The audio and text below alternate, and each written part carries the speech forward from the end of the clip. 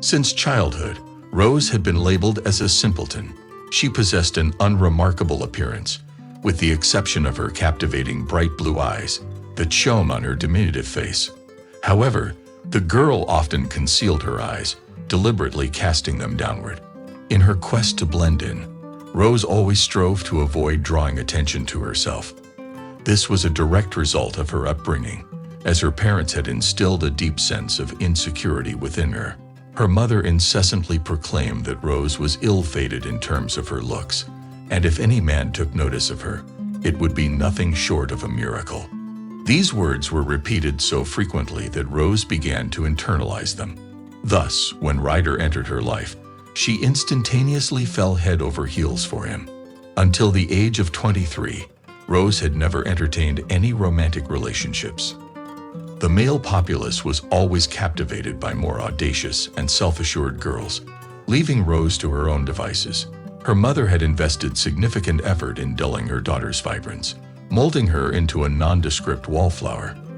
Fate led to the fact that her paths unexpectedly crossed with Ryder in the park. When Rose was walking alone, she was approached by a man who looked out of his mind, who clearly began to molest her.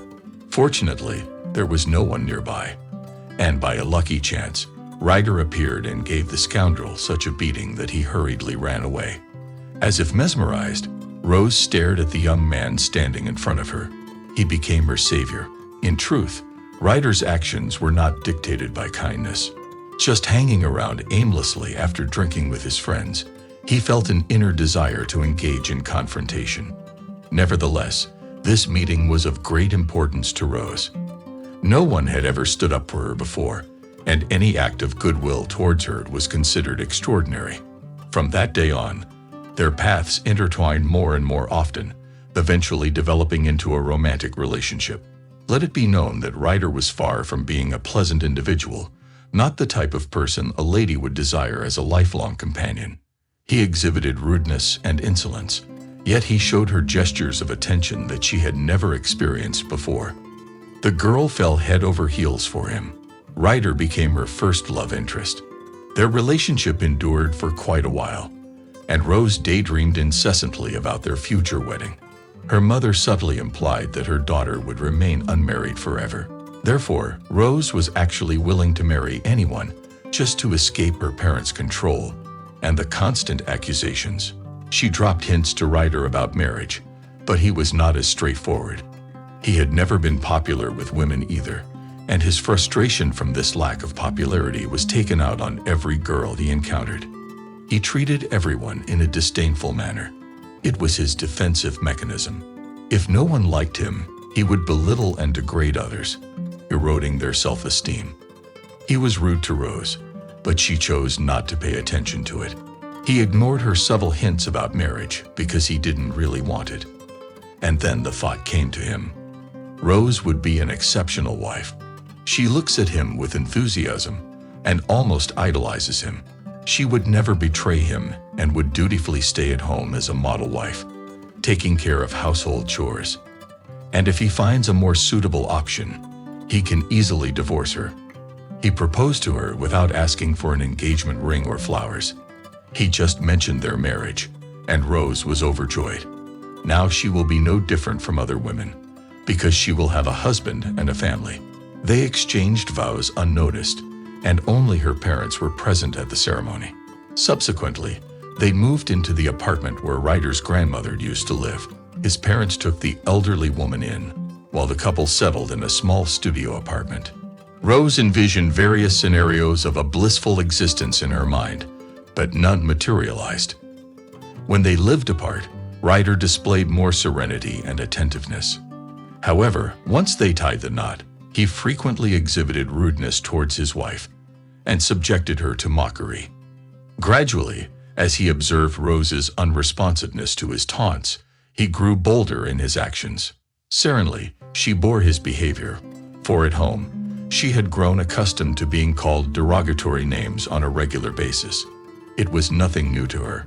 Nevertheless, this seemingly meek and unremarkable woman possessed a sense of pride. One fateful day, her husband unintentionally dealt her a great offense. They were visiting friends, occupying the balcony, with the entrance leading through the kitchen. Unbeknownst to them, Ryder and his friend entered the kitchen, proceeding to discuss Rose openly, oblivious to her presence. Every word uttered by her husband reached Rose's ears. She had heard it all before, but the most offensive remark surfaced towards the end. Her husband claimed that Rose was as lifeless as a log in bed and could not be stirred. Stricken with deep hurt, tears welled up in the girl's eyes, and she swiftly exited the apartment, gathering all her belongings. A few houses down, a cafe caught her eye. Entering in haste, she settled at a table, her sobs persisting. After a few moments, a man approached her, offering solace. With gentle inquiry, he tried to unravel the cause of her distress, successfully capturing Rose's attention. The man, named Miles, exuded attentiveness and kindness, showering her with numerous compliments. In the mere half an hour they conversed, he made a favorable impression. Before parting, he shared his phone number, insisting that she call him if any further troubles arose, or simply if she desired a conversation. The young lady remained silent, but concluded that it wouldn't be appropriate, considering she was already married. A week later, Ryder made no effort to apologize for his words. Although he had never done so before, his insults had never affected her so deeply until now. In response to another one of his outbursts, she found herself yelling back at him. Rose was taken aback by her own reaction. It seemed that she had reached her boiling point. Since that moment, Ryder ceased speaking to her. On one particularly gloomy day, Rose couldn't help but reach out to Miles. Once again, he began to lift her spirits and shower her with compliments. These conversations caused her to bloom. Finally, someone declared her beautiful and genuinely believed that everything would turn out well for her. The kind words bestowed upon her instilled confidence.